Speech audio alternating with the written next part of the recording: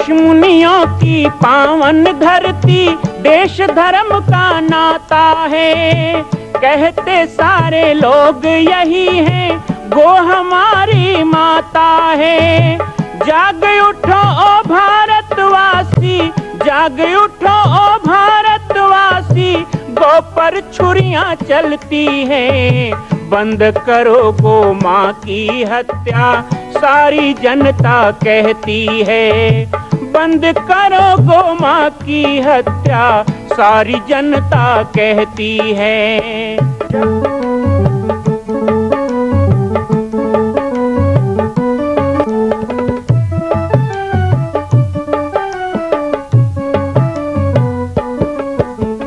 जगह जगह पर बूचड़ खाना, लाखों गौएं कटती हैं। किसे सुनाए व्यथा हमारी, नैना नीर बहाती हैं।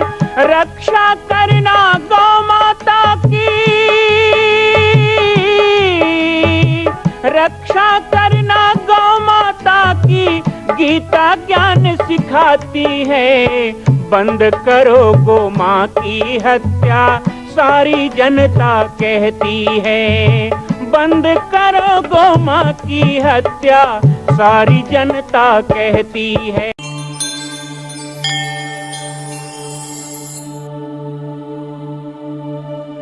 बहुत ही पावन मंच और मंच पर विराजमान श्री भागवत भगवान को नमन करता हूँ। श्री व्यास जी महाराज को नमन, सभी विप्रजनों को नमन। मंच पर विराजमान मेरे गुरुदेव स्वरूप सभी संतों के श्री चरणों में दंडवत प्रणाम। यहाँ पर पूज्य रामायणी जी महाराज, पूज्य महाराज श्री और सभी संतगण जो मेरे पधारे हैं, सभी के श्री चरणों में इस दास का नमन। हमारे बड़े ही प्रिय हमारे चाचा गुरु श्री अमृतदास जी महाराज को भी नमन करता हूँ, जिनके बहुत ही सुंदर सुप्रयास से ये भागीरथी गंगा यहाँ प्रवाहित हो रही है। और साथ ही साथ यहाँ बड़नगर, छोटे छोटे नगर बहुत देखे थे, आज बड़नगर देखा। आपके बड़भाग हैं, आप बड़भागी हैं, कहते हैं ना बड़भागी। तो बड़भागी में बड़नगर वाले और ज़्यादा बड़भागी हैं। इतने संतों का दर्शन। अभी मुझे कुछ कार्यकर्ता मिले थे संघ के, और वो कह रहे थे कि गुरु जी हमने सोचा नहीं था इतना बड़ा आयोजन होने वाला है, लेकिन जो हुआ वो बड़नगर के लिए बड़भाग्य की बात है कि इतना बड़ा आयोजन हुआ और इतना आनंद आया। मेरा सौभाग्य नहीं था, मुझे बहुत कहा वाणी सेवा दे, यहाँ रहे। बीच में परम पूज्य श्री नवल किशोर दास जी महाराज पधारे थे, उन्होंने भी कहा आइए। तो पूर्णाहुति के दिन आया, आप सभी का दर्शन करना था, आप सबके आशीर्वाद लेने थे। तो हमारे सभी ऐसे बड़नगर और आसपास क्षेत्र और पूरे मध्य प्रदेश से और भारत भर से आए हुए सभी भक्तगण, मेरी सभी मातृस्वरूपा श्रद्धामयी वात्सल्यमयी माताएं, परम भागवत महात्मा शुभदेव की वाणी से निश्रित और यहाँ पर अद्भुत कथा का आप आनंद ले रहे हैं। मैं जब से आया हूँ 2-3 घंटे से मैं यहाँ हूँ और मैंने देखा कि कीर्तन भजन आनंद ही आनंद, और खासकर हमारी माताएं बहुत आनंद ले गई हैं, खूब भजन कर गई हैं।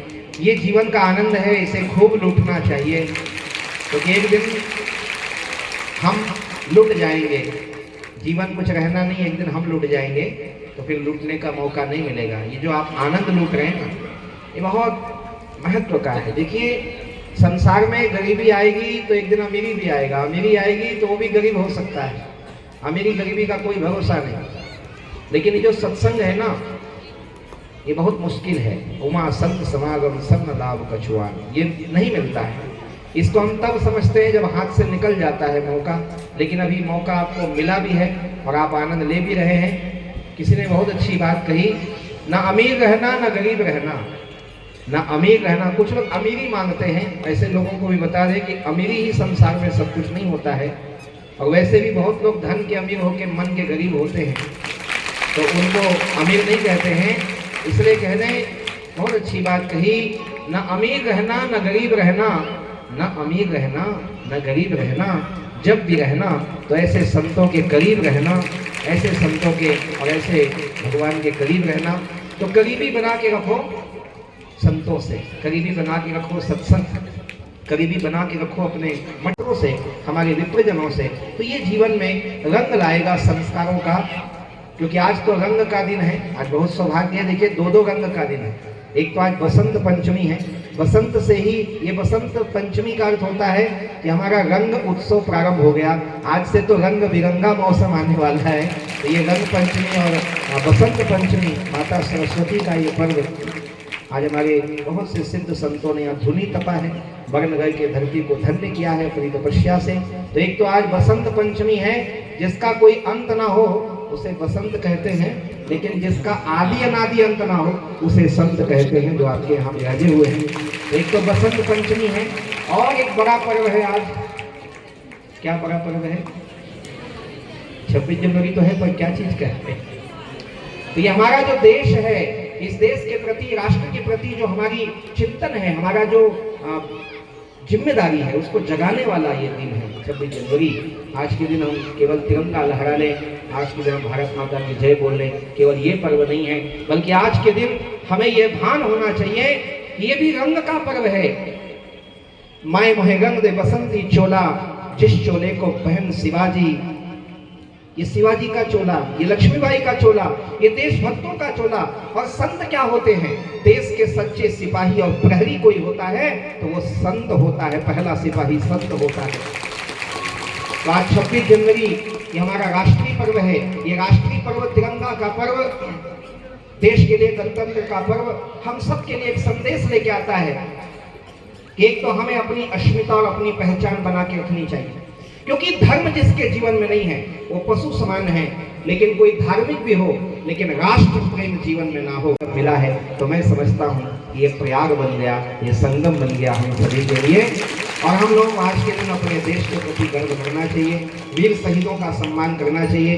देश में जो स्थिति पैदा हो रही है, उस स्थिति को देख करके जरूर कहना चाहूँगा कि आज देश के अंदर जिस ढंग से धर्मांतरण पैर पसार रहा है, जिस तरह से लोग जिहाद की घटनाएं हो रही हैं, जिस तरह से संतों को आज अपमानित करने का कुत्सित प्रयास किया जा रहा है, जिस तरह से षड्यंत्र चल रहा है, समाज की जिम्मेदारी है कि हमारे माताओं बहनों का सम्मान सुरक्षित हो, हमारे मठ मंदिर सुरक्षित हो, हमारे संत सुरक्षित हो। इसके लिए समाज को भी एक सिपाही की तरह, प्रहरी की तरह काम करना चाहिए। और इसके लिए बहुत जरूरी है एक देशभक्ति का जज्बा हमारे भीतर। साथ ही और आज का दिन होता है कि हम उनको चुनौती देते हैं, जो लोग हमारे देश की तरफ टेढ़ी आंख करके देखते हैं, उनको बताना पड़ता है कि केसर की क्यारी क्यारी में बलिदानी का साया है, कश्मीरी फूलों को हमने अपना लहू पिलाया है, और इनकी तरफ पांव नहीं धरना, ये रास्ता शमशान का है, और इसकी तरफ आंख नहीं धरना, इसमें खतरा जान का है।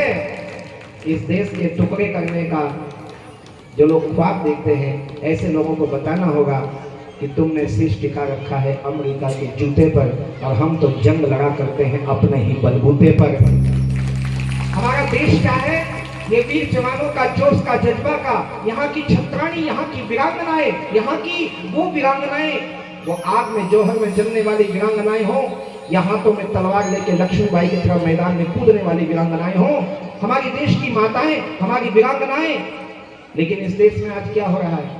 मैं 3 बात कह के बात को विश्राम दो, सभी संतों का आशीर्वाद देना है। एक बात, आज 26 जनवरी है, हमको याद रखना है ये तिरंगा शान से लहरा रहा है, ये लहराता रहे। और तिरंगे के साथ साथ जिस तरह तिरंगा शान से लहराता है, वैसे ही हमारा धर्म ध्वज भी लहराता रहे। हमारी राष्ट्रीयता और धार्मिकता दोनों सुरक्षित रहना चाहिए। आज भारत के बहाल पर राम जन्मभूमि मंदिर का निर्माण और भारत में लहराने वाला भगवा ध्वज प्रमाणित कर रहा है, ये देश एक अंगड़ाई लेके उठ रहा है। मैं महाकाल लोक का दर्शन करके आ रहा हूँ। ये महाकाल लोक का दर्शन अपने आप में एक ऐसा भाव जगा देता है कि आने वाले समय में कौन सा समय भारत में आने वाला है। एक अभ्युदय है, लेकिन उस अभ्युदय में हमको 3 आहुति छोटी सी देनी होगी। यहाँ यज्ञ भी है, भागवत भी है। सबसे पहला भाषा।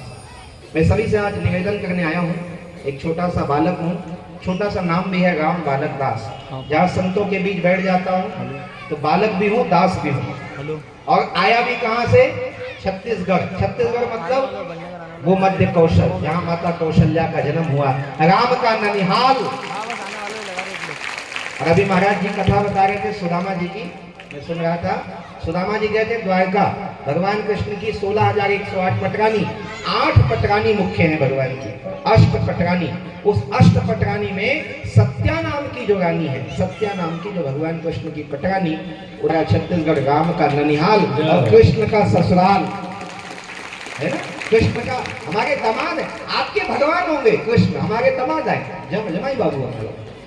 आपके भगवान राम भगवान होंगे, हमारे भांजा है, हम राम को भांजा राम कहते हैं। तो 3 बातें बस प्रसाद रूप में बोल दो। आपने कहा कुछ बोलना है तो 3 बातें हैं। मैं तो गौ सेवा आयोग में हूँ और गौ माता की सेवा करता हूँ। गाय के लिए बहुत कुछ बातें यहाँ कही जा रही हैं, लेकिन 3 बातें बस कहूँगा। सबसे पहला, आज 26 जनवरी देश का पर्व है, हम धर्म के मंच पर बैठे हैं। ये ऐसा पंडाल है जहाँ चांडाल भी बैठेगा तो पावन हो जाता है। ऐसे पंडाल से 3 बातें बस कहना है। पहली बात, सबसे ज्यादा माताओं से कहने आया हूँ, भाषा बचाइए। आजकल हलो हाय की परंपरा, माँ को मम्मी कहने की परंपरा, पिता को पिता नहीं बोलना, अपनी भाषा बचाना होगा। हम आपस में मिले, जय श्री राम कह के मिले, राम राम कह के मिले, राधे राधे कह के मिले, आपस में मिले, जय श्री राम कह के मिले। हलो हाय की परंपरा छोड़ना होगा। छोटे छोटे बच्चों को आज अंग्रेजी सिखाते, पढ़ाइए अंग्रेजी, गलत नहीं है, हमें भी आती है, लेकिन जरूरी नहीं कि हर जगह अंग्रेजी बोलो। हिंदी अपनी भाषा, हिंदी बोलना शुरू करें, हिंदी को महत्व दें। ये देश हमारा है, ये देश की परंपरा हमारी है, तो उसको अक्षुण्ण रखना भी हमारी जिम्मेदारी है, इसलिए जरूर रखें। बहुत अच्छी बात मैथिली शरण गुप्त ने कहा कि मेरी भाषा में तोते भी राम राम जब कहते हैं। हिंदी ऐसी भाषा जिसमें सुधा स्रोत सब बहते हैं। सब कुछ छोड़ सकता हूँ, अपनी भाषा ना छोड़ूंगा। हिंदी मेरी माँ है, माँ से नाता कैसे तोड़ूंगा। पक्का समझ लो, जितने ताली बजा रहे हैं, कल से मम्मी पापा नहीं बोलेंगे। सुबह उठेंगे तो राम राम, रात को सोएंगे तो राम राम, जय श्री राम। ये जय श्री राम राम राम छोड़ दिया, इसीलिए तो आज दुनिया भर के पंथ वाले आके हमको बहगला रहे हैं। छोड़िए इसको। आज एक मुस्लिम राम राम नहीं कहते, वो तो हलवाई नहीं करता। आज ईसाई भी अपनी भाषा नहीं, हम क्यों, ये हमको, ये धर्मांतरण है, आपकी भाषा का धर्मांतरण हो रहा है, ध्यान दीजिएगा। सुनो जननी, राम ने अपने माँ को जननी कहा, यशोदा को मैया कहा, मैया मोरी मैं नहीं माखन खायो। यहाँ जितनी बैठी ये सब माताएं हैं, मैया हैं, आप मम्मी नहीं हो, भूल गए हो। एक दिन चेहरा देखो जरा दर्पण में, आप मैया हो, आप महतारी हो, आप जननी हो, आप माँ हो। माँ शब्द ही अपने आप में स्पंदन और पूर्णता का परिचायक है। इसी रखिए, अपने बेटियों का नाम अच्छा रखिए, अपनी भाषा बचाइए, दिया जलाइए, बच्चों के माथे में तिलक लगाइए, अपने दोनों हाथ उसके सिर में के आशीर्वाद दीजिए, उनको गौशाला लेके गायों को रोटी खिलाइए, संतों के चरणों में लाके झुकाइए, हैप्पी बर्थडे कह के मोमबत्ती जला के मत बुझवाइए और चाकू दे के केक मत कटवाइए। ये हमारी संस्कृति नहीं है, ये भारतीयता नहीं। तो पहला भाषा। दूसरा निवेदन भी लगे हाथ कर दूं। दूसरा निवेदन है भूषा, अपनी वेशभूषा। माताएं कितनी अच्छी लगती हैं अपने वेशभूषा में, आप लोग भी बहुत अच्छे लगते हैं। थोड़ा थोड़ा कुछ लोग धोती पहने और अच्छे लगते हैं। अपनी वेशभूषा, भेष भगवान का हम संत कहते हैं, ये भेष भगवान का होता है, हमारा नहीं। वेशभूषा से हमारा परिचय है। मस्तक में तिलक लगा के घर से निकलिए। जो व्यक्ति माथे में तिलक नहीं लगाता है, उसके द्वारा किया गया कार्य सभी अपूर्ण है, कोई पूजा पाठ फलित नहीं होता। उसके द्वारा किया जाने वाला कार्य राक्षसी कर्म है, हमारे महाराज जी कहते हैं, हमारे आचार्य जी व्यास जी बता रहे हैं आपको। मस्तक में तिलक धारणम शिखा बंधनम, किसकी किसकी शिखा नहीं है, शिखा रखो। आज हिंदू शिखा विहीन हो गया। जिस शिखा को बचाने अपना शीश कटा दिया हमारे शहीदों ने, बलिदानियों ने, आज अपने हाथों जाके सैलून में और जाकर के आप शिखा कटवा रहे हैं। सिर में शिखा रखिए, मस्तक में तिलक रखिए, मुख पे भगवान का नाम जय श्री राम रखिए, गले में तुलसी रुद्राक्ष की माला रखिए। जो शिखा सूत्र नहीं रखता है वो हिंदू हो ही नहीं सकता है। और तिलक धारण करिए, ये वेशभूषा है हमारी। आज चंडमुंड महिषासुर जैसे घूमते नौजवानों को देख करके बड़ी ग्लानि होती है। इधर इधर बाल कटा लेते हैं, सामने लटकते रहता है। ये चंडमुंड नहीं तो क्या है, ये आप ही लोगों के जाए हैं। पुत्रवती युवती जग सोई, रघुपति भगत जासु सुत होई। माताएं वही धन्य है जिसका पुत्र राम भक्त हो, पुत्र देश भक्त हो, वही माता का कोख धन्य होता है। तो फिर ऐसे ऐसे पुत्रों को संस्कार है। तो अपनी वेशभूषा ठीक रखे, अच्छा लगेगा। सत्संग में आओ तो चंदन लगा लिया, ऐसा नहीं, कभी छोटा लगाओ, बड़ा लगाओ, लाल लगाओ, पीला लगाओ, भाई काला लगाओ, काली माता का लगाओ, तिलक लगाओ। मस्तक में तिलक लगाना चाहिए। एक सुहागन स्त्री को मांग में सिंदूर लगाना आवश्यक है। क्यों? इनके पति हैं, आपकी भी पति हैं, जो जगतपति आपका पति है।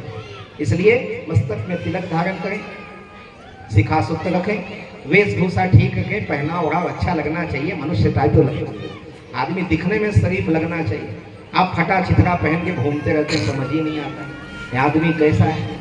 और तीसरा अंतिम भोजन, भाषा भूषा भोजन, भोजन बहुत जरूरी है। मांसाहार ना करें, मदिरापान ना करें, नशा व्यसन ना करें, अच्छी चीज़ों को धारण करिए, पवित्र भोजन कीजिए। कुछ लोग मुझे पूछते हैं प्याज लहसुन क्यों नहीं खाना चाहिए, हम कहते हैं हमारे भगवान नहीं खाते इसलिए नहीं खाते, बात खत्म। तुम्हें निवेदित भोजन करही प्रभु प्रसाद पटभूषण रही। जो हमारे ठाकुर को अच्छा नहीं लगता वो हमें कैसे अच्छा लग सकता है, और यदि वो हमें अच्छा लगता है तो ठाकुर को हम कैसे अच्छे लग सकते हैं। और हम ठाकुर को अच्छा नहीं लगेंगे, यदि ठाकुर को अच्छा नहीं लगेंगे तो सारा दुनिया ठीक, लेकिन हम ठीक नहीं हो सकते। ये 3 निवेदन करके अपने वाणी को विराम देता हूँ। सभी संतों के चरणों में प्रणाम, पूज्य व्यासपीठ को प्रणाम, और आप सब लोगों बड़नगर वासियों के भी बड़भाग्य का मैं सराहना करते हुए आपकी भी श्रद्धा को प्रणाम करता हूँ। माँ कौशल्या की पावन जन्मभूमि छत्तीसगढ़ प्रांत में बालोद जिला में स्थित है श्री सर्वसिद्ध शक्तिपीठ जामड़ी पाटेश्वर धाम। परम पूज्य सद्गुरुदेव राजयोगी बाबा जी की तपस्थली श्री पाटेश्वर धाम और विश्व के अद्वितीय मां कौशल्या जन्मभूमि मंदिर निर्माण का दर्शन करने और इसी प्रकार समसामयिक विषयों पर अपना ज्ञान वर्धन करने के लिए और 10,000 गायों के लिए बनने वाले श्री हनुमान नंदीशाला गो अभ्यारण्य का समाचार प्राप्त करने के लिए आप सभी देखते रहें YouTube चैनल पर राम बालक दास, और हमारे चैनल को आप सभी सब्सक्राइब करें, घंटी का बटन दबाएं ताकि आप सूचनाओं से जुड़े रह सकें। जय श्री राम, जय गौ माता, जय गोपाल।